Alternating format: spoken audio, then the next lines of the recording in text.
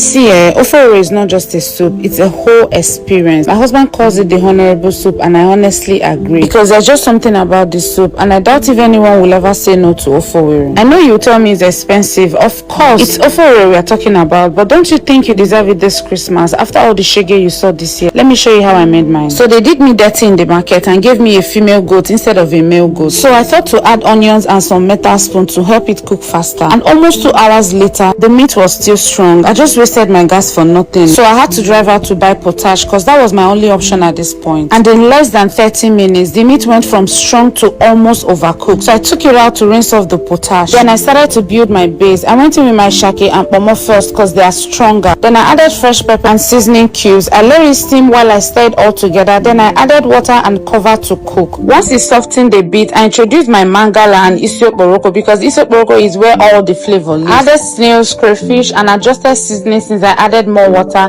enough to cook the soup. When everything came to a boil, I added my blended cooked cocoyam, palm oil, habanero pepper, more crayfish, and ogiribo. I stirred it all together, covered, and let it thicken beautifully. Now this is the consistency I want, and it was time to return my cooked goat meat to soak up all that deliciousness. I added some dried catfish as well, but guess what? The pot became too small, so I just transferred everything into a bigger pot and covered to come to a boil. Then I added my soup spice, the one I use for all my soups for that natural flavor. Next was my okazi and uziza leaves. I stirred and covered to soften because okazi is a strong vegetable. After that, I added some periwinkle, smoked banla fish, and then ugu leaves. And just like that, our Ofe Owere is ready because ugu leaves are soft, so the heat was enough to cook it. Listen, you deserve to treat yourself to this honorable soup this Christmas. I don't care your tribe, just try Ofe Owere and you will thank me. You see, the regular way we make rice during festive seasons is the same way some families they actually enjoy swallow during festive seasons,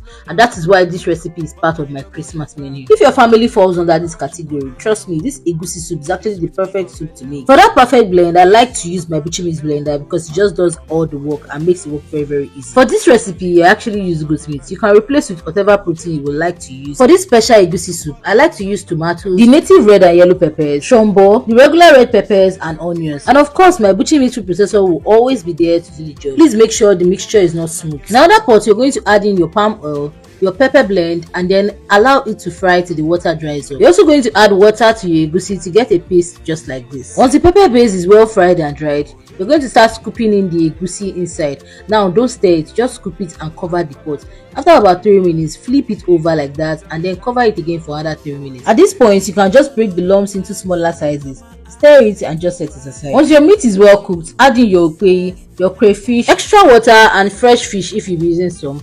Allow it to cook, and once the fish is done, just remove the fish so it doesn't break, and then add in your already fried egusi. Don't stir it, just cover it and let it cook for at least 20 to 30 minutes so it does not upset your tummy. Then lastly, you're going to add in your uziza and your ugu. Stir and allow the vegetables steam for about 2 minutes, and just like that, your pot of egusi soup is ready. Man, this soup a 10 out of 10, solidly 10. Your guests will never forget it.